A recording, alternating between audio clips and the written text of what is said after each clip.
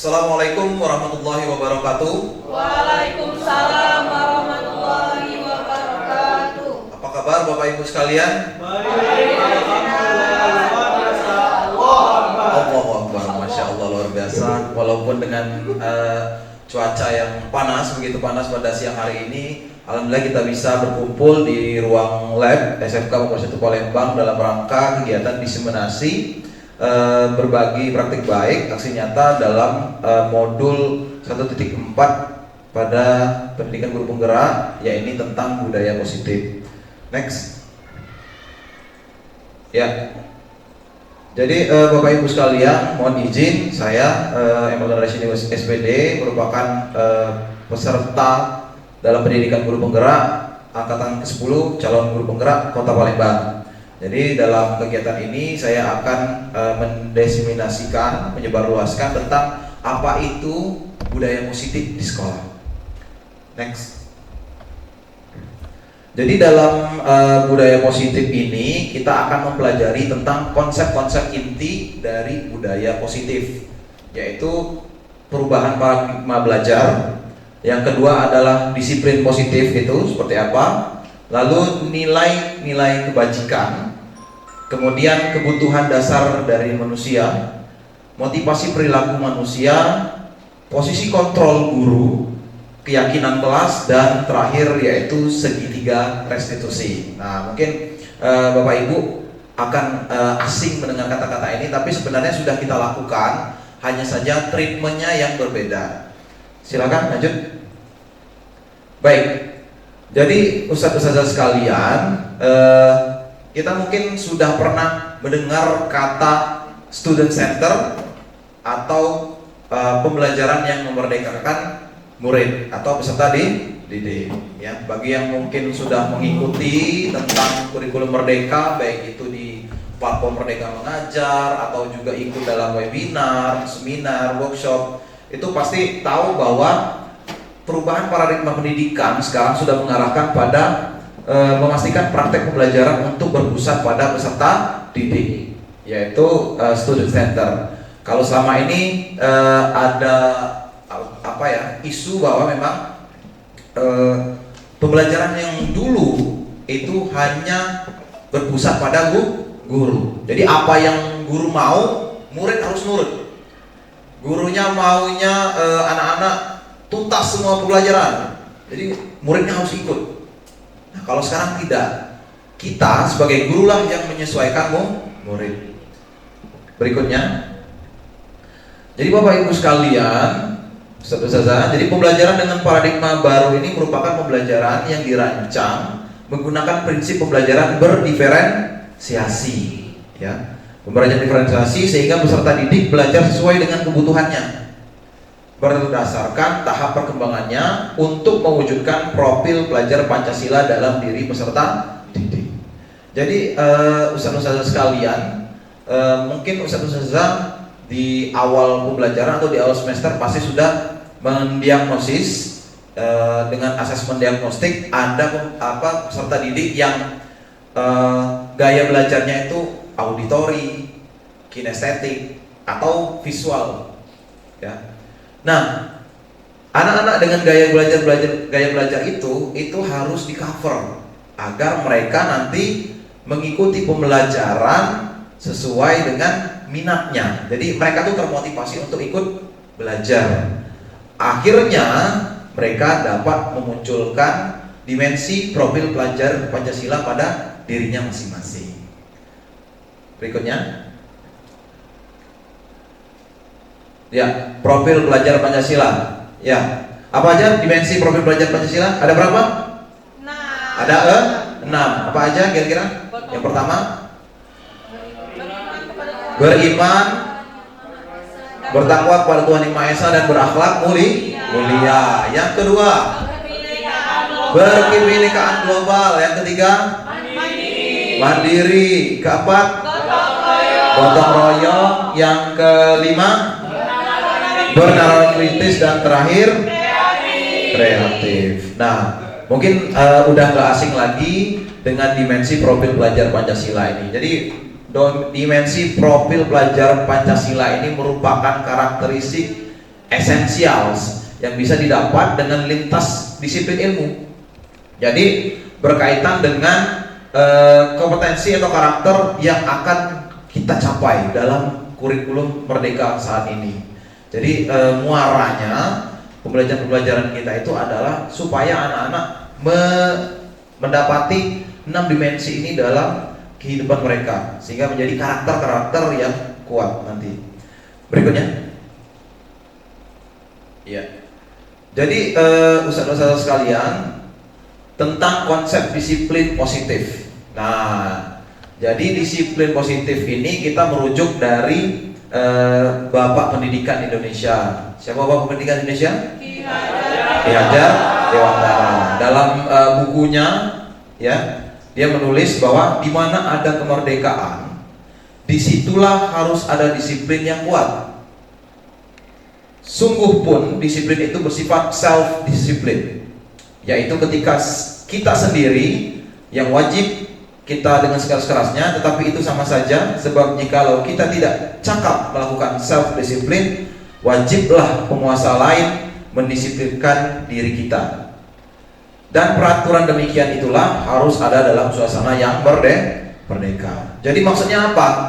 Jadi anak-anak yang merdeka belajar itu, mereka belajar bukan karena ditekan atau dipaksa oleh orang lain.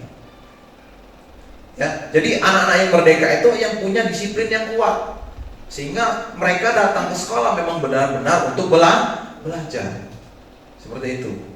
Jadi mereka itu memang termotivasi intrinsik dari dalam. Jadi tidak mengandalkan motivasi eksternal dari luar. Ya. Lalu berikutnya, seseorang yang memiliki disiplin berarti bisa bertanggung jawab terhadap apa yang dilakukannya, karena mereka mendasarkan tindakan mereka itu pada nilai-nilai kebajikan universal.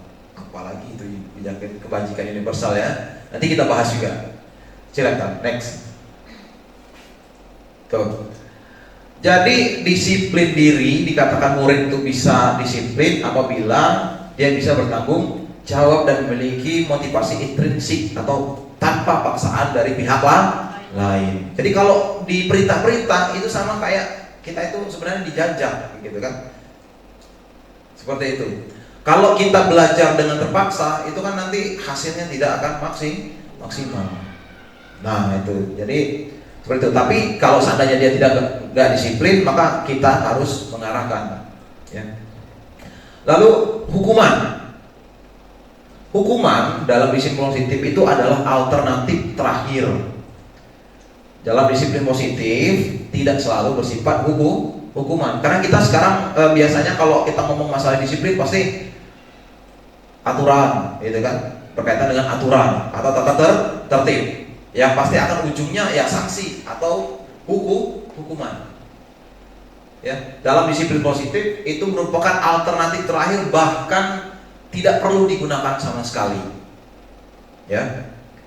Lalu murid itu yang tidak memiliki disiplin diri, maka harus dibimbing lagi oleh guru untuk mendisiplinkannya dengan suasana yang merdeka, atau dalam kurung nanti kita bahas terakhir, yaitu restitusi.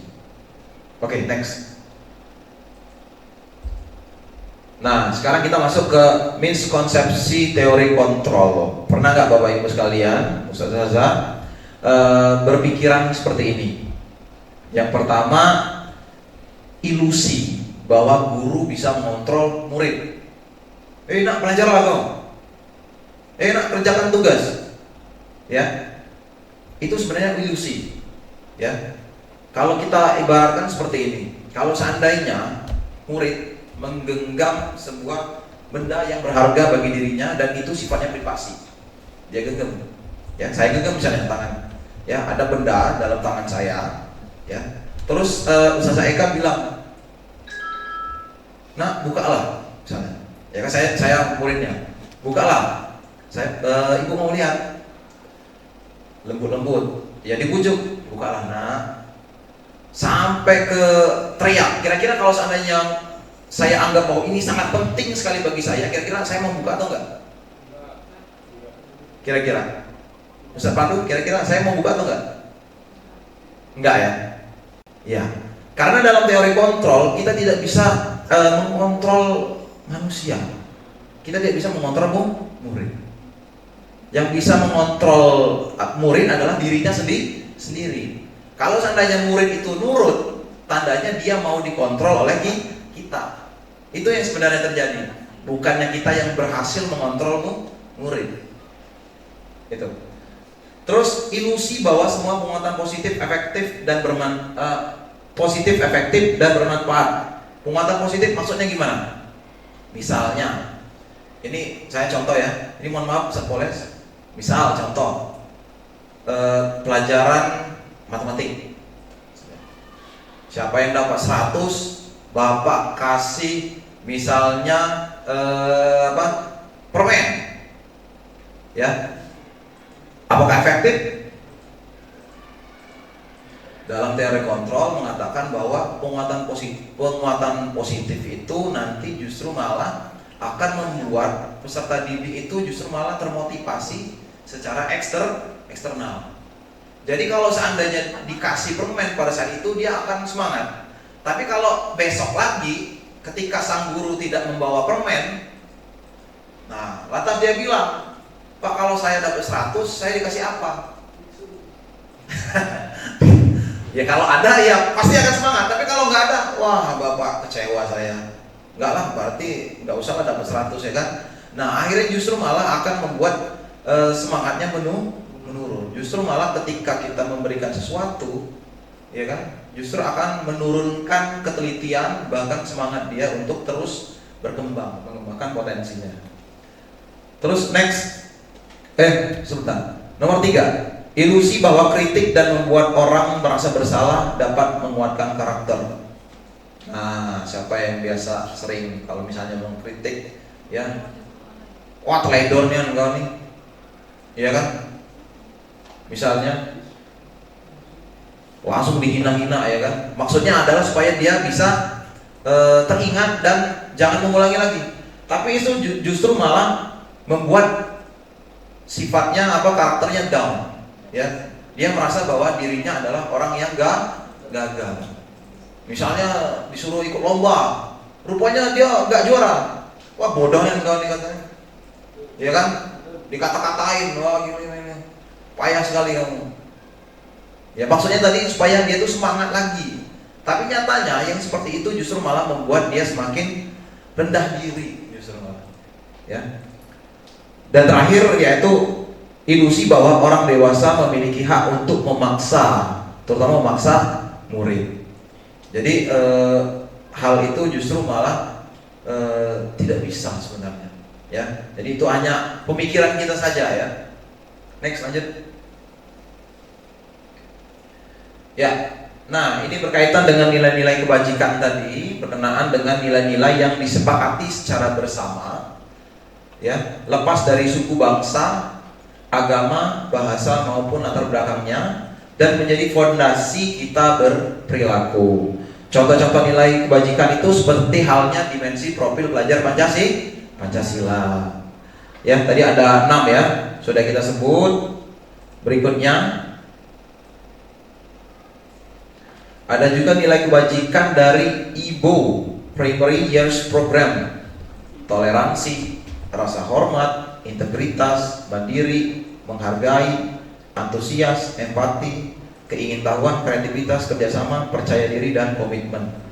Terus ada lagi dari 9 pilar karakter, ya, cinta Tuhan dan segenap cintaannya, kemandirian dan tanggung jawab, kejujuran, hormat, santun, dermawan, suka menolong, percaya diri, kreatif dan pekerja keras, kepemimpinan dan keadilan, baik dan rendah hati, toleransi, kedamaian, dan kesatuan.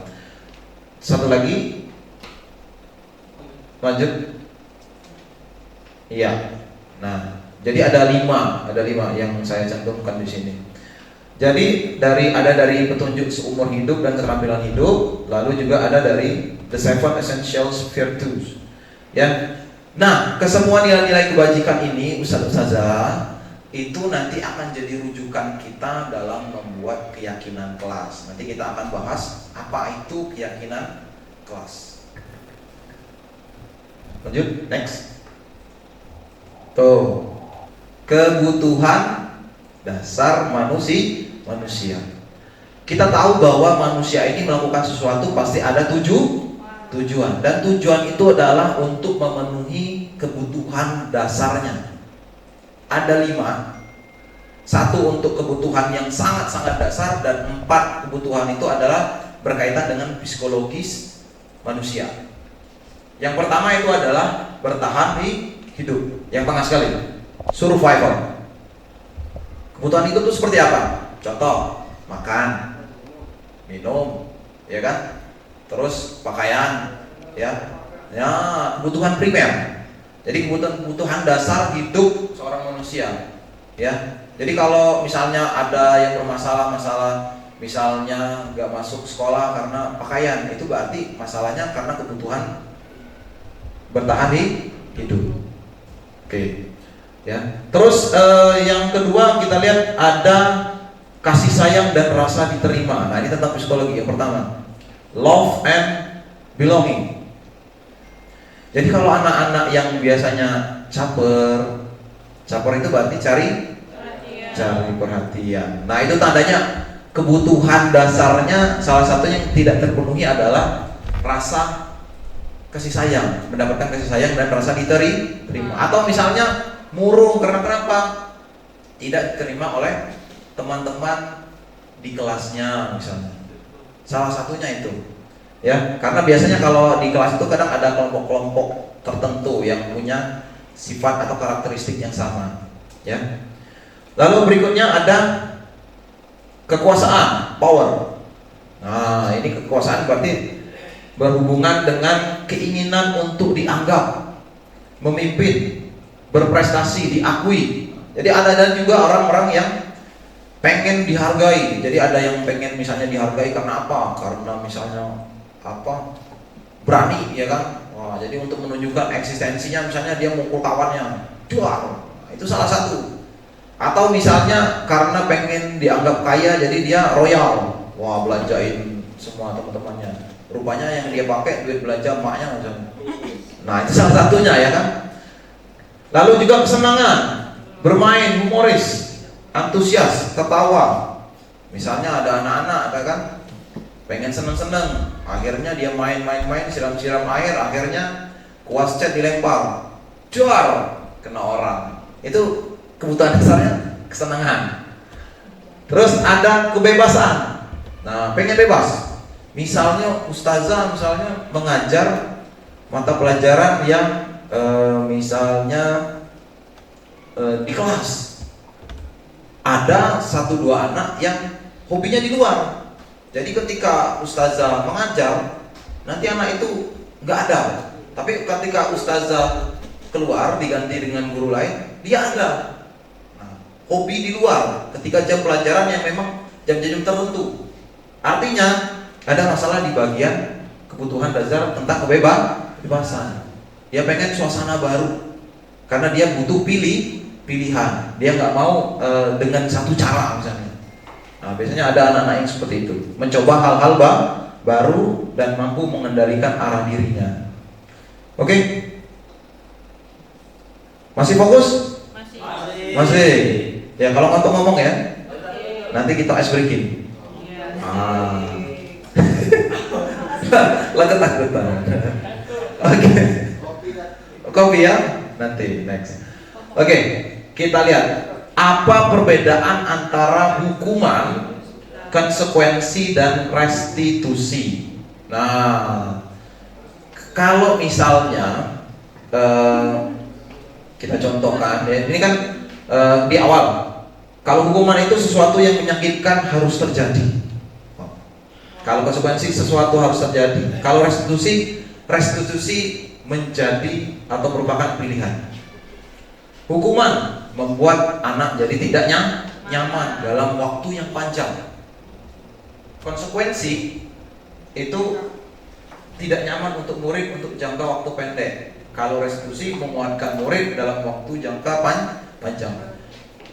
Jadi masih bingung. Kira-kira Ustaz Dias? Tanya, Ya, boleh. Kalau dipikir-pikir, apa perbedaan hukuman dan konsekuensi itu? Hampir-hampir mirip ya. Tapi ada bedanya. Apa bedanya? Jadi kalau misalnya contoh nih, contoh misalnya anak terlambat, ya mungkin saya adalah orang yang sering memberikan hukuman. Jadi kalau anak terlambat itu kan hubungannya ke waktu ya. Berarti dia datang dengan waktu yang lebih dari jam yang semestinya. Kalau hukuman, saya akan memberikan hukuman misalnya membersihkan WC, ya kan? Tapi kalau konsekuensi karena waktu dia misalnya terlambat 20 menit. Konsekuensi berarti anak ini harus belajar di kelas saat jam istirahat selama 20 menit sesuai dengan jam dia terlambat. Ngerti maksudnya? Jadi kalau misalnya hukuman itu memberikan sesuatu yang tidak berkaitan dengan kesalahannya. Berarti kalau Pak itu kan boleh nggak aku ngomong ini? Boleh silakan Pak. Berarti kalau hukuman itu diadakan secara dadakan. Ya, betul. Kalau konsekuensi itu hukuman yang dilaksanakan sesuai dengan peraturan yang ada. Ya, jadi ibaratnya sudah ada kesepakatan di awal. Jadi sudah ada ketentuannya. Ya, seperti itu. Nah, lain kalau dia restitusi. Nah, nanti kita akan belajar bagaimana cara restitusi, ya. Jadi kalau intinya adalah untuk hukuman, konsekuensi dan restitusi ini, dia kalau hukuman itu akan menciptakan identitas gagal. Apa maksudnya identitas gagal? Artinya murid nanti akan dipaksa untuk menjadi pribadi yang selalu merasa bersalah, menganggap bahwa dia gagal di dalam melakukan sesuatu hal. Tapi kalau konsekuensi, ya dia akan menciptakan identitas yang sukses sebenarnya. Tapi bedanya adalah kalau restitusi, dia akan tetap membuat anak menjadi tidak nyaman. Sementara konsekuensi ya, anak tidak nyaman. Sementara restitusi dia membuat anak justru malah akan menjadi kuat karakternya. Karena kenapa? Dalam restitusi nanti dia akan diarahkan untuk memecahkan masalahnya sendiri. Nah, ya seperti itu. Dan juga murid nanti akan menjadi pribadi yang bertanggung jawab untuk memperbaiki masalah yang ia hadapi. Next coba. Nah, itu ya. Jadi kalau hukuman itu biasanya dengan nada tinggi. Misalnya, Perdi kamu terlambat lagi ya. Coba bersihkan WC. Wah. Tapi kalau restitusi enggak, dia nadanya datar. Perdi kamu terlambat ya. Berarti kamu harus tinggal di kelas sesuai dengan jam keterlambatan kamu. Kalau restitusi enggak, dia akan ajak anak didik itu nanti akan berdialog dengan suasana yang merdeka, tanpa ada paksaan untuk mengerjakan sesuatu. Nanti konsekuensi ataupun hal untuk memperbaikinya itu nanti akan mengalir dan terucap oleh si anak sendiri nanti, sehingga nanti tidak ada paksaan dalam restitusi. Ya, jadi kalau untuk hukuman nanti akan menimbulkan dampak negatif. Kalau konsekuensi dia akan netral, sementara restitusi dia akan menciptakan sisi positif, ya, karena hukuman menggunakan mode paksaan, mau nggak mau harus berjalan. Tapi kalau konsekuensi menggunakan stimulus respon, apa yang dia lakukan itu yang menjadi sebab dan dia akan mendapatkan akibat. Tapi kalau yang restitusi dia akan menggunakan teori kontrol, ya, dan mendorong disiplin positif. Oke, next. Tuh, ini banyak sekali perbedaannya, ya. Jadi kalau misalnya di hukuman, bisa jadi ketika kita memberikan hukuman ke anak bisa jadi akan dendam. Syukur-syukur kalau seandainya masih dendam, ya. Kadang-kadang kalau anaknya sampai dendam kesumat misalnya, bisa jadi nanti motor atau mobil gurunya bisa beret, balik-balik beret, karena kan memunculkan dendam. Tapi kalau konsekuensi ya dia akan menjadi patuh terhadap tata tertib. Memang sifatnya dia mudah bisa diterima, ya, tapi di sisi lain dia akan kehilangan haknya untuk belajar, haknya untuk istirahat, ya, dan semacamnya. Ya, tapi kalau restitusi dia tidak akan kehilangan apapun dan justru akan menguatkan peserta didik dan dia akan menambah percaya diri untuk kembali ke kelompoknya atau ke kelasnya. Ya. Oke, next. Tuh. Sekarang saya mau nanya nih. Nah, tadi kan udah belajar tentang hukuman, konsekuensi, sama restitusi. Ini saya ada soal. Soalnya seperti ini. Pertanyaannya, mencatat 100 kali di dalam buku kalimat saya tidak akan terlambat lagi karena terlambat ke sekolah. Kira-kira itu termasuk ke dalam sanksi atau konsekuensi atau hukuman? Siapa yang yang mengatakan sanksi atau konsekuensi? Saya. 1, 2. Yang lainnya? Hukuman. Oke, next. Jawabannya adalah sanksi atau konsekuensi. Tepuk tangan dulu, Ibu. Lanjut. Nomor 2 masih ada. Pertanyaan kedua, membersihkan coretan yang dibuatnya di meja tulis. Nah, hobi nyoret-nyoret. Kira-kira itu sanksi, konsekuensi atau hukuman? Hukuman. Angkat tangan yang mengatakan sanksi atau konsekuensi. 1 orang. 1, 2, 3, 4.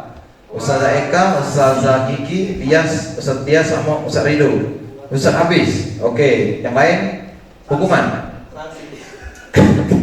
Kita cek. Iya, masih sanksi atau konsekuensi. Karena di situ kita ada dibuatnya. Kalau misalkan di situ udah kaki dibuatnya, bisa jadi hukuman. Oh, itu ya. Oke, lanjut. Berikutnya.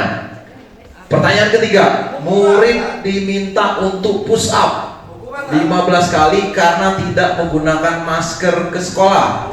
Siapa yang mengatakan hukuman? Saya lah, sendirian. Saya sendirian. Banyak ini. 1, 2, 3, 4, 5, 6, 7, 8, 9. Hampir benar. Ustaz Poles, sanksi atau hukuman?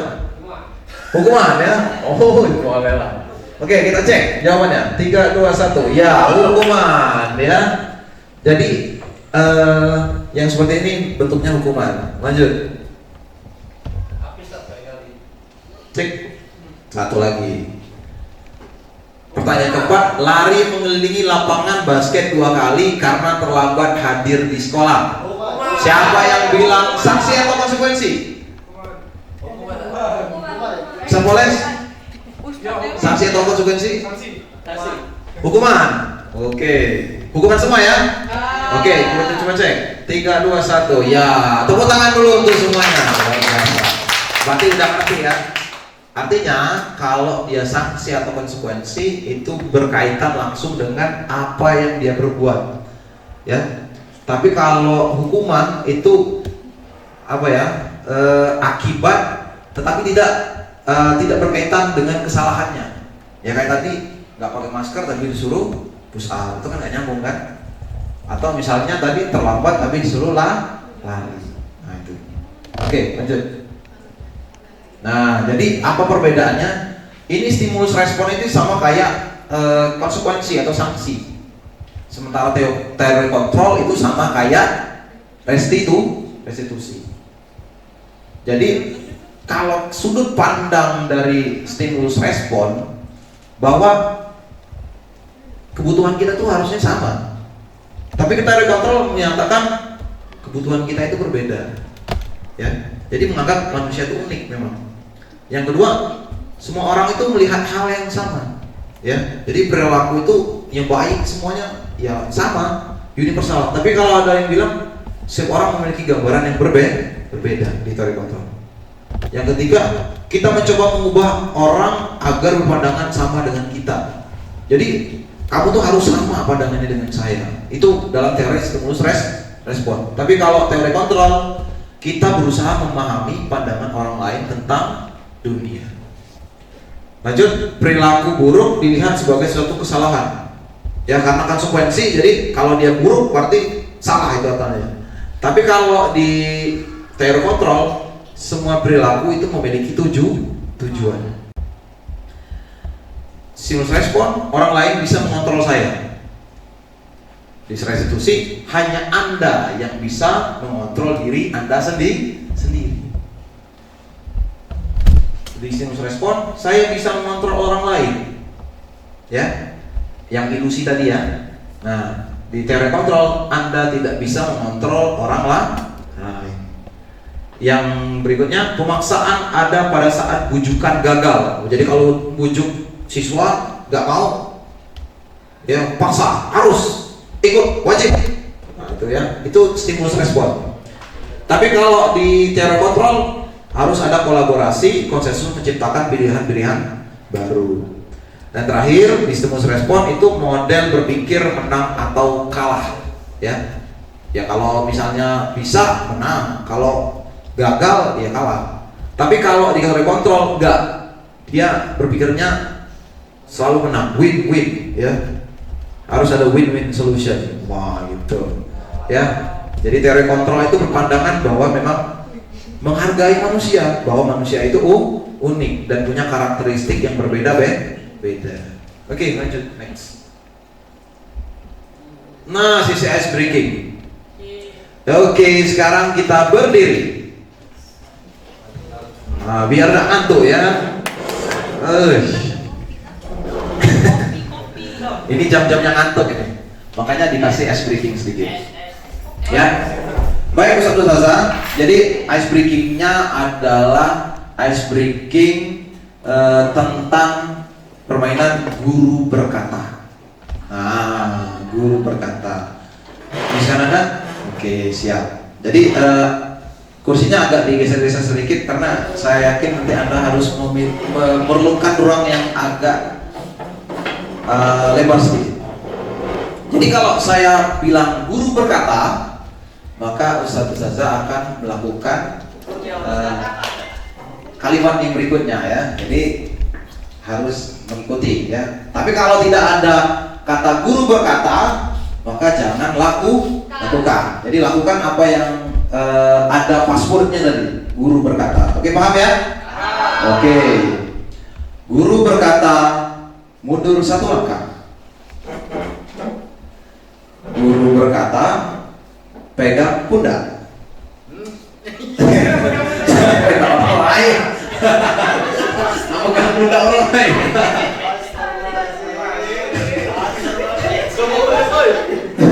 Guru berkata, turunkan tangan. Guru berkata, pegang hidung.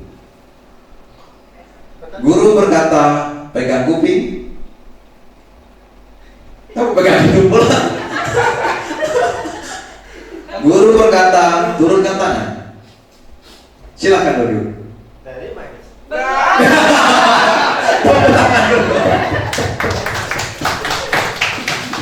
Oke, satu lagi, biar lebih fokus ya kan. Oke, sekarang kita belajar siang-siang ini enaknya gerak. Ya. Jadi kita belajar tepuk. Jadi ya kata-kata sihirnya, wah kata-kata magicnya adalah tepuk tangan. Ya, tepuk tangan. Jadi tepuk dan tangan. Jadi kalau seandainya kalimatnya nggak lengkap, ya jangan bertepuk. Ya paham ya? Nah, jadi harus tepuk tangannya itu lengkap, ya. Jadi kalau saya bilang tepuk tangan satu, berarti tepuknya satu kali. Tepuk tangan dua, tepuknya dua kali. Tepuk tangan tiga, tepuknya tiga kali. Bisa? Oke. Kita coba. Tepuk tangan satu. Tepuk tangan dua. Tepuk tangan tiga. Tepuk dua. Tepuk tangan tiga. Tepuk tangan satu. Tepuk tangan tiga, tepuk satu, lantang lagi ya. Tepuk tangan 4, tepuk tangan 1, tangan 2. Nah, tepuk tangan dulu untuk semuanya. Guru berkata dulu, silakan dulu. Oke, terima kasih Ustaz. Jadi relax ya. Oke, bisa kita lanjut? Saya. Oke, lanjut next. Oke, nah, jadi mengapa kita harus meyakini keyakinan kelas? Mengapa tidak ke peraturan kelas saja? Ya, jadi coba kita lihat ya. Jawablah pertanyaan-pertanyaan berikut. Mengapa kita memiliki peraturan tentang penggunaan helm pada saat mengendarai kendaraan roda 2 atau motor? Karena untuk keselamatan. Ya. Karena mau takut ditilang polisi. Oh, bisa jadi ada opsi kedua jawabannya. Karena takut ditilang polisi. Ada lagi jawaban alternatif lain? Hah? Takut kena CCTV, Masya Allah. Hah? Takut pecah pala. Masya Allah. Lebih parah lagi ya. Oke. Tapi sudah berhubungan dengan keselamatan tadi ya. Oke. Lalu pertanyaan kedua, mengapa kita memiliki peraturan tentang penggunaan masker dan mencuci tangan setiap saat? Ini waktu COVID nih.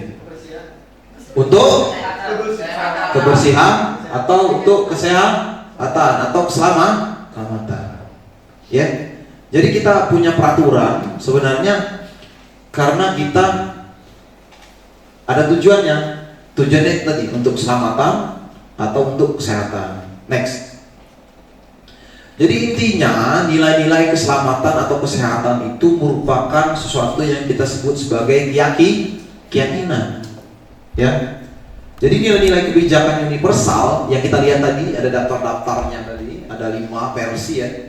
Itu adalah nilai-nilai yang sudah disepakati secara tersirat atau tersurat. Ya. Lepas dari latar belakang, suku, negara, bahasa atau maupun agama. Jadi itu yang nilai-nilai kebajikan yang diyakini. Jadi peraturan itu sebenarnya ada ujungnya sebenarnya. Kita biasanya memang hanya fokus pada peraturan, tapi bukan pada tujuan. Iya kan? Padahal semestinya kalau kita punya visi itu kan, visi itu adalah tujuan akhir, bukan jalannya, tapi tujuan akhirnya. Oke, next. Nah, apa sih peran guru dalam keyakinan kelas atau sekolah?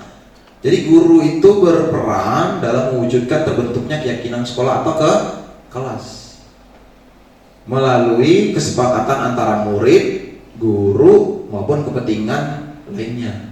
Jadi ustaz-ustaz sekalian, dalam kurikulum Merdeka ini bahwa keyakinan kelas itu dibentuk bersama dengan murid.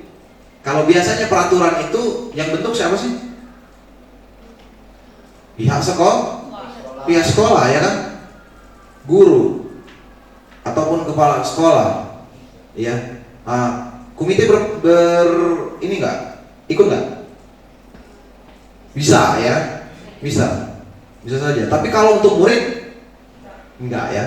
Nah, tapi dalam keyakinan sekolah atau kelas, murid dilibatkan supaya mereka bisa menyampaikan aspirasinya berkenaan tentang keyakinan ya, keyakinan kelas ini yang akan mereka terapkan ya di kelas atau di sekolah.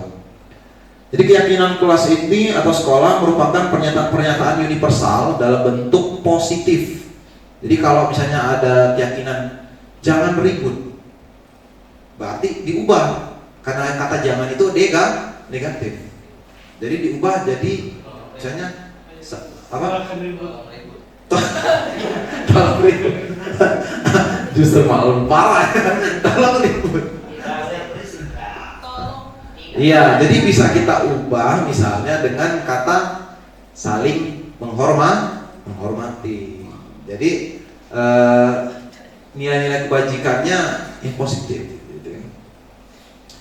Terus keyakinan itu sebaiknya hanya terdiri dari 3 sampai dengan 7 keyakinan atau prinsip yang mudah diingat, dipahami, dan diterapkan di sekolah atau kelas.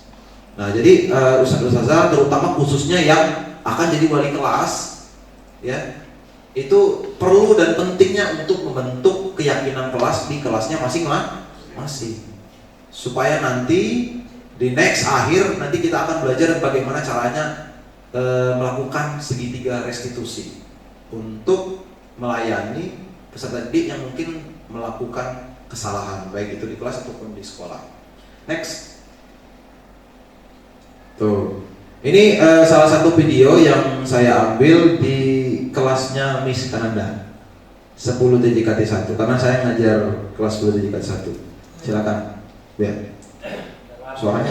Assalamualaikum warahmatullahi wabarakatuh. Waalaikumsalam warahmatullahi wabarakatuh. Apa kabar kelas 10 TJKT 1? Alhamdulillah ya. Pada hari ini kita akan melakukan penyusunan keyakinan kelas. Keyakinan kelas itu menurut kalian asing tidak? Asing ya. Oke, kalau peraturan sekolah asing atau udah biasa? Biasa.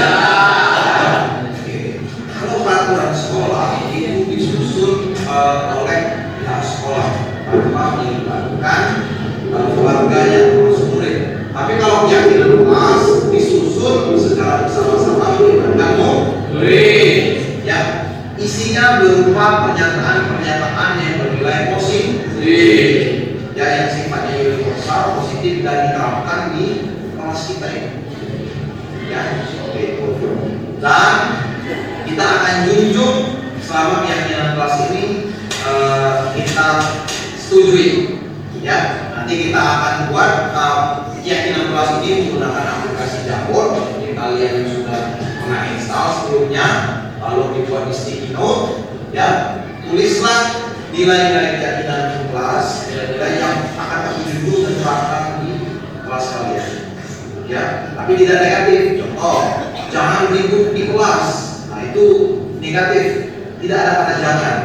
Ya, contohnya misalnya saling menghargai satu sama lain atau saling menghormati satu sama lain. Ya, buatlah kata-kata yang bernilai positif, bukan negatif.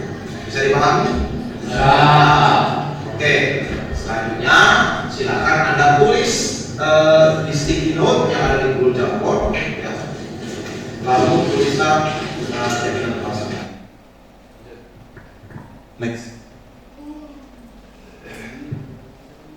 Ya, perhatikan para saudari sekalian, kita sudah menuntaskan ini ada banyak sekali masukan tentang nilai keyakinan di kelas 1 ya. Ada yang tentang saling menghargai, saling membantu ya, ada yang bisa dijaga kebersihan dan lain-lain ya. Nah, kita lihat juga slide nomor 2 juga ada ya. Terus slide nomor 3, terus slide nomor 4 ya. Nah, jadi ada banyak sekali, ada yang singkat satu, jujur dan lain-lain. Nah, tapi di slide nomor 3 ini bisa sudah mengatakan bahwa dari sebanyak sticky note yang kalian berikan ada 4 yang sudah mewakili dari nilai yang sudah ada ya. Yang pertama yaitu saling menghargai sesama teman dan orang miliknya. Yang kedua menyelesaikan setiap tugas yang diberikan oleh guru. Yang ketiga menjaga kebersihan kelas, dan terakhir sopan santun terhadap guru dan teman. Nah, kita sepakat untuk 4 nilai ini kita jadikan sebagai keyakinan kelas. Sepakat ya? Oke. Untuk mewujudkan kesepakatan kita, maka kita akan tangan ke depan untuk menyetujui keyakinan kelas dikasih satu yang sudah kita ambil. Oke. Proses tanda tangannya. Jadi kalau udah disepakati keyakinan kelasnya, maka setiap peserta didik yang sudah menyusun keyakinan kelas itu akan tanda tangan sebagai bukti bahwa dia menyepakati tentang keyakinan kelas yang akan diterapkan di kelasnya, seperti itu. Silakan. Satu-satu dia.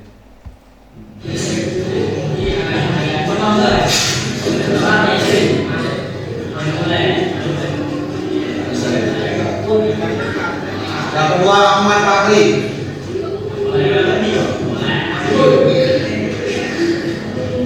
Yang ketiga Sepsia Paktarino.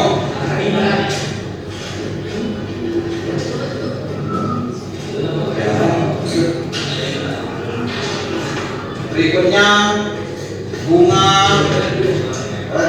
Fitri.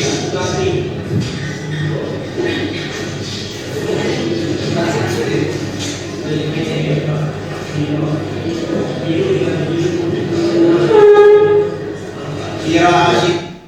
Lanjut.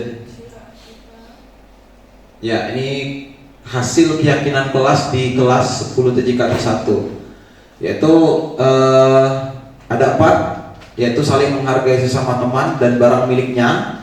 Yang kedua itu menjaga kebersihan kelas. Terus menyelesaikan setiap tugas yang diberikan oleh guru, sama sopan santun terhadap guru dan teman.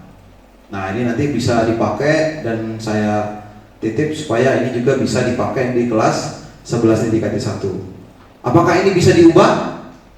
Bisa. Jadi bisa ditinjau ulang ketika memang tidak sesuai pada saat di kelas itu, ya. Nanti bisa diubah dengan kesepakatan antara murid, guru, dan juga wali kelas. Next. Tuh. Baik, Ustaz-ustazah, masih semangat? Semangat ya? Oke, baik Ustaz-ustazah sekalian, kita masuk ke motivasi perilaku manusia. Jadi Ustazah sekalian, motivasi perilaku manusia ini sebenarnya ada 3. Yang pertama, untuk menghindari ketidaknyamanan, ya. Jadi misal kalau seandainya murid, ya kan, masuk tepat waktu. Kenapa kamu tepat waktu? Karena saya tidak mau dimarah oleh guru. Kalau marah oleh guru tuh kesel sih kan, tidak nyaman. Nah, itu motivasi yang pertama. Yang kedua, untuk mendapatkan penghargaan atau imbalan dari orang lain. Misalnya belajar matematika. Kenapa kamu senang matematika? Apalagi dengan sekoles, senang. Kenapa? Karena dikasih popmi. Itu kan, itu salah satu contoh untuknya. Atau yang terakhir, untuk menjadi orang yang mereka inginkan dan menghargai diri sendiri dengan nilai-nilai yang ia yakini. Saya belajar, misalnya kan, contoh misalnya penus misalnya. Iya, saya belajar karena ingin meraih prestasi dan menjadi kebanggaan orang tua dan sekolah, misalnya. Atau menjadi orang yang cerdas dan berakhlak mulia. Nah, itu bagus. Nah, jadi itu 3 motivasi perilaku manusia. Next. Nah, motivasi yang paling diharapkan di murid itu adalah motivasi yang terakhir tadi, yang merupakan ciri dari murid yang sudah memiliki motivasi intrinsik atau motivasi dalam diri. Ya. Jadi kalau yang seperti itu enak Ustaz-ustaz sekalian. Jadi mendorong murid itu untuk belajar itu sama kayak mendorong bola, ya kan? Kalau mendorong bola itu kan enak, sekali sentuh dia langsung gerak. Kalau motivasinya untuk penghargaan, sama kayak dorong kursi atau meja, perlu tenaga sedikit. Nah, tapi kalau seandainya dorong orang yang menghindari ketidaknyamanan, itu mirip kayak dorong lemari besar atau dorong dinding, ya, luar biasa harus didorong. Ya, oke, lanjut. Nah, Ustaz-ustaz sekalian, jadi dalam posisi kontrol guru sebagai guru itu ada 5 posisi. 5 posisi kontrol. Yang pertama adalah penghukum. Yang kedua, pembuat rasa bersalah. Yang ketiga, teman. Yang keempat, pemantau. Yang kelima, manajer. Nah, kira-kira nanti ustadz-ustadzah ya refleksi. Kira-kira saya ini biasanya kalau ke murid itu posisinya sebagai apa? Apakah sebagai penghukum, pembuat rasa bersalah, sebagai teman, pemantau, atau sebagai seorang manajer? Kita coba lihat next. Kira-kira apa deskripsinya? Jadi kalau penghukum itu dia menggunakan nada suara tinggi dengan bahasa tubuh yang melotot, dan jari-jari menunjuk atau menghardik. Cirinya biasanya seperti itu. Contoh kalimatnya biasanya terlambat lagi, pasti terlambat lagi, selalu datang terlambat. Kapan bisa datang terlambat pagi? Itu menghukum. Ya. Lalu nanti guru itu akan refleksi sendiri, kira-kira bagaimana ya perasaan murid bila guru bicara seperti itu pada saat muridnya datang terlambat. Nanti dia juga akan tanya pada diri sendiri. Tapi itu salah satu ciri, contoh. Lanjut next. Atau yang kedua, yaitu membuat rasa bersalah. Ya.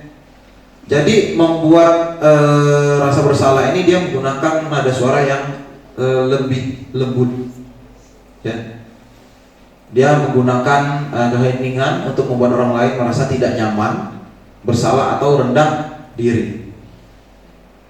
Wah, misalnya Iqbal, kecewa sekali Bu dengan kamu ya. Wah, misalnya ya. Berapa kali sih Ibu harus menasihati kamu?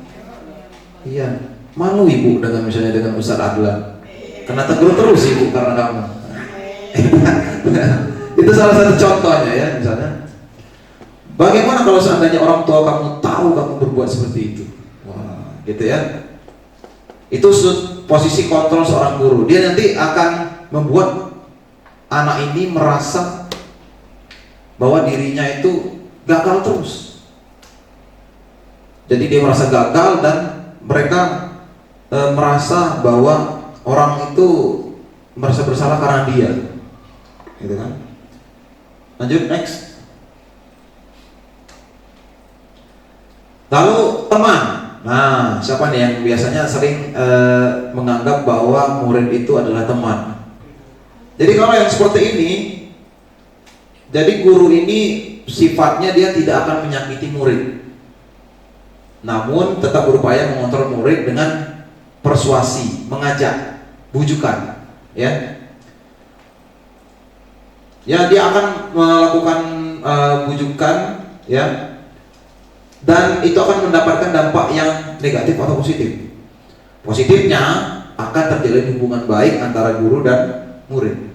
Tapi di sisi lain, ya, nanti murid ini nanti akan bergantung pada si guru.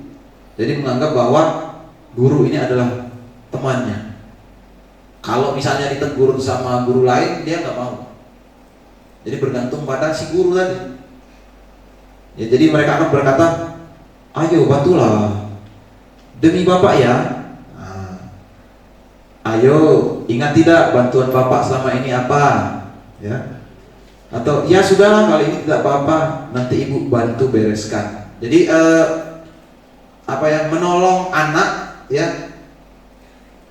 Tapi sifatnya ada positifnya tadi, menjalin hubungan, tapi di sisi lain nanti akan justru malah membuat si anak tidak mandiri. Jadi bergantung pada si guru. Lanjut. Lalu yang keempat itu sebagai pemantau. Nah, kalau yang pemantau ini dia lebih kepada konsekuensi tadi ya, atau sanksi. Jadi dia akan berdiri berdasarkan peraturan-peraturan atau konsekuensi. Jadi dia menggunakan sanksi atau konsekuensi untuk memisahkan hubungan pribadi kita dengan murid. Jadi sebagai seseorang yang menjalankan posisi pemantau. Ya. Jadi misal kalau seandainya ada anak yang keluar kelas, ditegur, misalnya, Pan, jam berapa sekarang? Wah, apa peraturannya kalau di jam belajar? Itu ya. Apa yang telah kamu lakukan? Apa konsekuensinya kalau seandainya meninggalkan kelas? Nah, itu. Jadi dia balik ke peraturan atau tertib yang sudah disepakati. Terakhir, ya next. Nah, yang terakhir adalah seorang manajer. Posisi terakhir ini adalah manajer, di mana posisi guru ini berbuat ya sesuatu bersama dengan murid. Jadi mempersilahkan murid untuk bertanggung jawab terhadap perilakunya sendiri, mendukung murid untuk menemukan solusi atas permasalahannya sendiri. Contoh misalnya, nah, karena tadi sudah dibentuk keyakinan kelas, jadi ditanya, apa keyakinan kelas yang sudah kita sepakati? Jika kamu meyakini, apakah kamu bersedia memperbaikinya? Ya.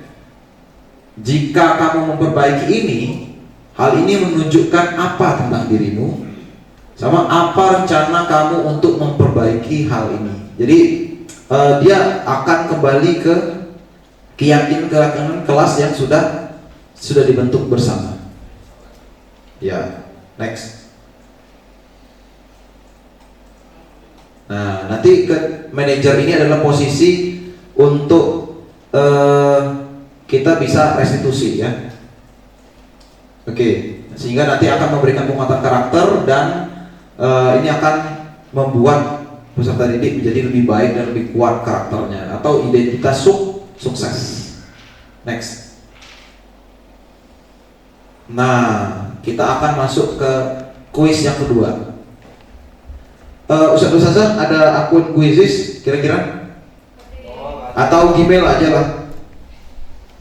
Nanti kita main di klik mulai sekarang.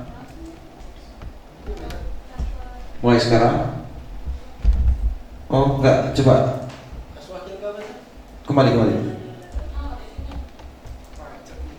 Oh enggak bisa yang tadi ya? Tugas kamu tuh. Mulai sekarang. Ya. Yang di kecepatan guru tuh, kecepatan guru. Iya, mulai. Klik.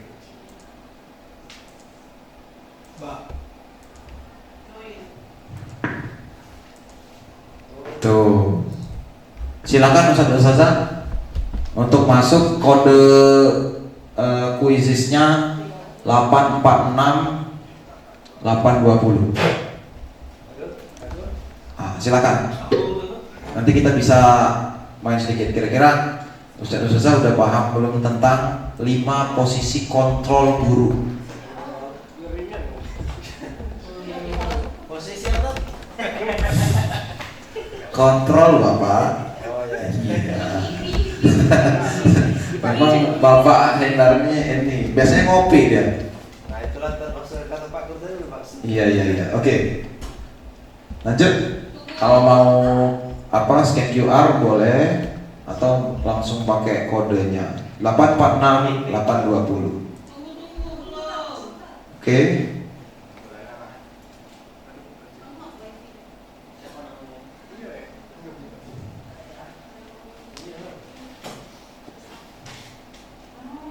Ganti karakter.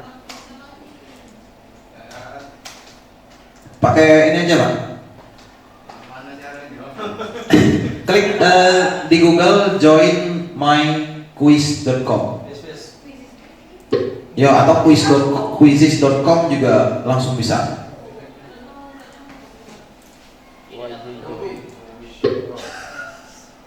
Masuk.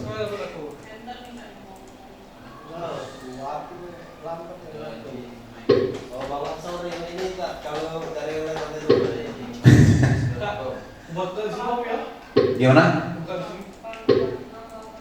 Jangan, mic ini jadi ininya dari handphone. Oh gitu ya. Dari handphone.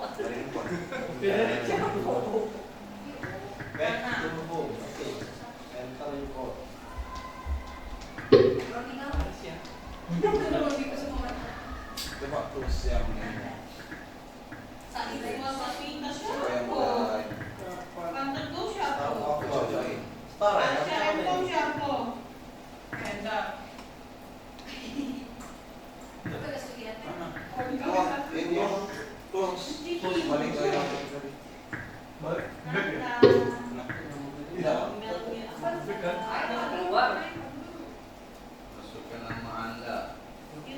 Banyak arca.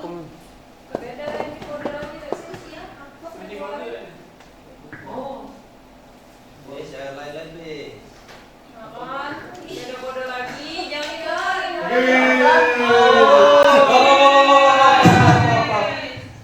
Oke.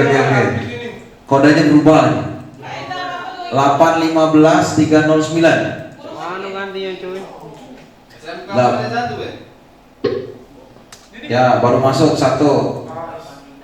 Siapa yang baru masuk? Udah masuk dua. Ke bawah bis. Tak. Di bawah. Oh, sudah ada Ustazah Asri. Oh, ini punya siapa ya? Ustazah Kiki, Ustazah Misnanda. Bawah. Bawah lagi bis. Oh, sudah habis. Siapa aku? Wah, ini nak minta tebakan. Ya, biasanya itu ya. Respon, nah, dulu udah tahu siapa namanya. Roni Kawi 2, Arsha. Oh, ini 2 kali nih. Bawa Arsha Eko, Bowo.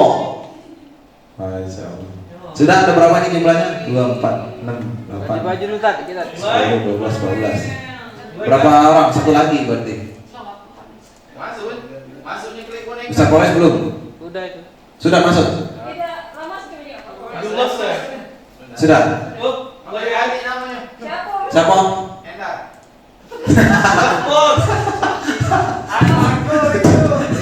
Mau ada?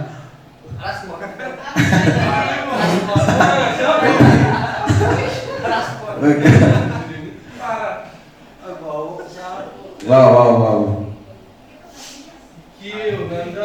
Tidak apa-apa, tak nama kami masing itu. Enggak apa. Nama asli. Salah lagi. Nama lu, Pak.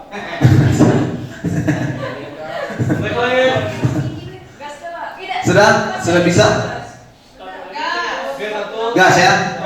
Lanjut. Kita mulai. 3, 2, 1.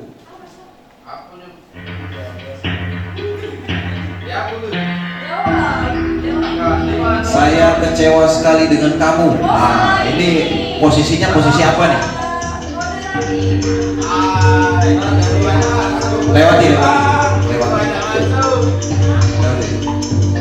Ya, lewati. Ya, kodenya itu 815. Wah. Lanjut. Wah, dua itu langsung naik ke atas. Berapa kode itu?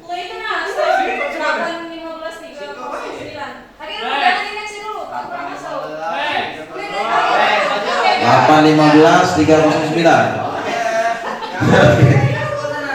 Sudah masuk Join? Belum ini kayaknya bertambah. Enggak, masih ada. Biasanya kalau itu bertambah tuh angkanya. Sudah? Sudah lanjut.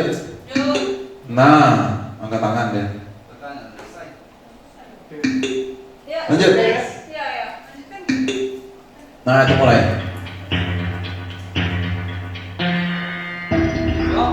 Kamu tidak pernah benar melakukannya. Nah, ini ungkapan untuk posisi kontrol apa itu?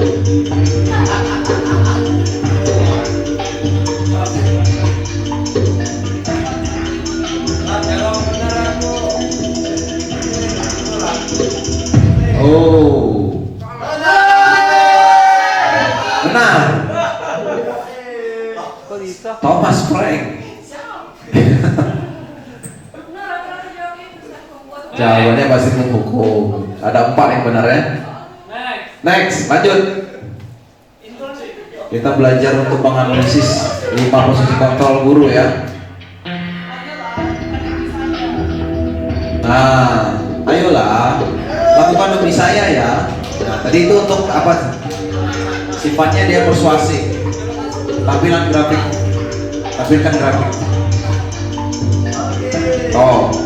Wah, jadi ustadz-ustadz sekalian, dalam 5 posisi kontrol ini yang diarahkan supaya kita bisa memanusiakan manusia, betul, memanusiakan murid, ya kan, berpihak pada murid itu adalah posisi yang terakhir. Posisi apa itu? Manager. Jadi posisi manajer inilah yang nanti bisa melakukan segitiga restitusi dalam menyelesaikan masalah, sehingga guru itu memang perlu untuk berposisi sebagai manajer untuk menjalankannya. Ada 3 langkah dalam segitiga restitusi. Yang pertama yaitu menstabilkan identitas. Yang kedua adalah validasi tindakan yang salah. Dan yang terakhir yaitu menanyakan keyakinan. Ini adalah 3 langkah supaya kita bisa melakukan restitusi. Next. Ya, tujuannya tidak lain adalah untuk membentuk murid yang mandiri dan bertanggung jawab. Mandiri dalam arti bisa menemukan solusi dari masalahnya, bertanggung jawab terhadap apa yang dia lakukan. Ini salah satu contoh video segitiga. Karena tadi Fadil datang terlambat ya. Setiap orang pasti pernah melakukan kesalahan. Fadil pasti punya alasan. Ya, coba lanjut. Keyakinan koas dan Fadil belum tunjukkan saat ini. Saya oh iya betul. Karena dengan menghargai waktu bersama, dengan ditunjukkan dengan sikap datang ke waktu, maka kita bisa lain. Ya, oke. Selanjutnya, bagaimana Fadil dalam memperbaiki saya? Kedepannya saya akan bangun lebih awal dan saya akan minta orang tua saya dan saya istirahat. Oke, seperti itu ya. Bagaimana cara Fadil untuk bangun lebih awal selain meminta bantuan orang tua? Nanti saya akan menyetel alarm di HP saya, Ustaz. Oh bagus. Usaha mediasi apa yang akan Fadil lakukan supaya lebih apa? Nah, selanjutnya silakan Fadil setel alarm di HP Fadil. Silakan Fadil. Ustaz juga akan berkoordinasi menghubungi orang tua Fadil agar bisa membantu Fadil dalam bangun lebih awal. Kita sudah setel ya. Terima kasih Fadil. Selanjutnya silakan menuju kelas. Ya, Ustaz. Terima kasih. Ya. Assalamualaikum. Waalaikumsalam. Silakan. Next.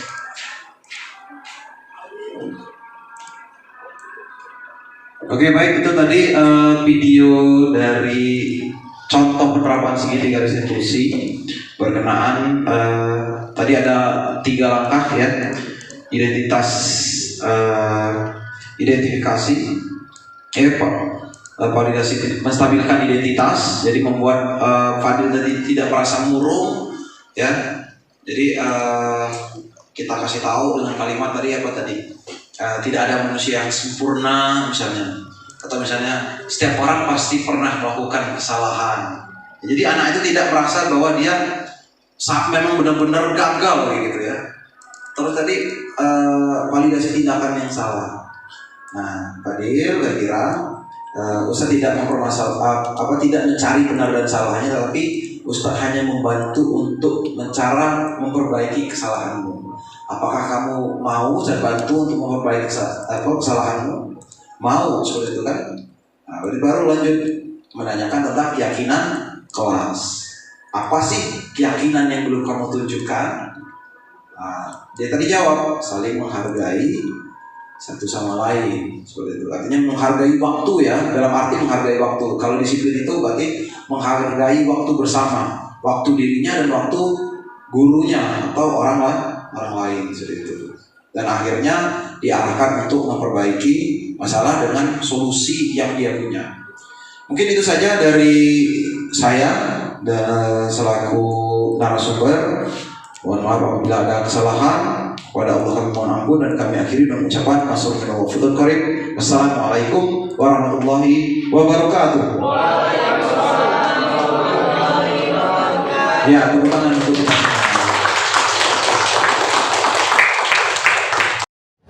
Assalamualaikum warahmatullahi wabarakatuh.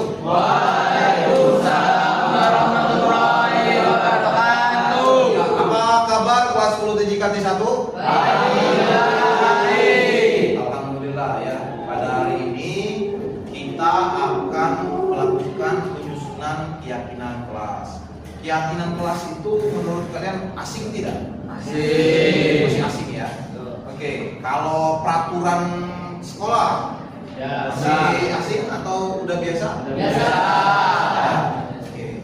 Kalau peraturan sekolah itu disusun oleh pihak sekolah tanpa melibatkan warganya termasuk murid. Tapi kalau keyakinan kelas disusun secara bersama-sama melibatkan murid.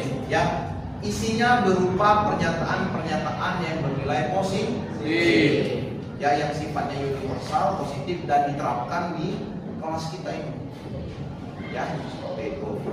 Dan kita akan junjung selama keyakinan kelas ini kita setujui.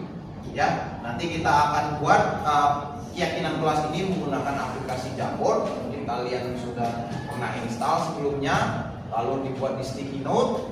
Ya, tulislah nilai-nilai keyakinan kelas, nilai-nilai yang akan kamu junjung dan terapkan di kelas kalian. Ya, tapi tidak negatif. Contoh, jangan ribut di kelas. Nah, itu negatif. Tidak ada kata jangan. Ya, contohnya misalnya saling menghargai satu sama lain atau saling menghormati satu sama lain. Ya, buatlah kata-kata yang bernilai positif, bukan negatif. Bisa dipahami? Bisa. Oke. Selanjutnya, silakan Anda tulis di sticky note yang ada di Google Jamboard, ya. Lalu tulislah keyakinan kelas Anda. Sekarang boleh. Ya. Boleh satu aja. Oke. Itu tanda plus, terus sticky note. Nah, baru. Boleh juga kalian ganti warnanya bisa. Nanti apa? Tuh, buat tulis. Ya. Oke. Ya, perhatikan para peserta sekalian, kita sudah menuntaskan ini ada banyak sekali masukan-masukan tentang nilai-nilai keyakinan di kelas 10 TJKT 1 ya. Ada yang tentang saling menghargai, saling membantu ya, ada banyak sekali jaga kebersihan dan lain-lain ya. Nah, kita lihat juga slide nomor 2 juga ada ya. Terus slide nomor 3, terus slide nomor 4 ya. Nah, jadi ada banyak sekali, ada yang sikap sopan santun, terus jujur dan lain-lain. Nah, tapi di slide nomor 3 ini Ustaz sudah kesimpulan bahwa dari sebanyak sticky note yang kalian berikan ada 4 yang sudah mewakili dari nilai-nilai yang sudah ada ya. Yang pertama yaitu saling menghargai sesama teman dan barang miliknya. Yang kedua, menyelesaikan setiap tugas yang diberikan oleh guru. Yang ketiga, menjaga kebersihan kelas. Dan terakhir, sopan santun terhadap guru dan teman. Nah, kita sepakat untuk 4 nilai ini kita jadikan sebagai keyakinan kelas. Sepakat ya? Oke. Untuk mewujudkan kesepakatan kita, maka kita akan tanda tangan ke depan untuk menyetujui keyakinan kelas TJKT 1 yang sudah kita ambil. Ya, silakan nanti satu persatu maju. Yang kedua Ahmad Bakri. Yang ketiga siapa Pak Rio? Berikutnya Bunga Fitri.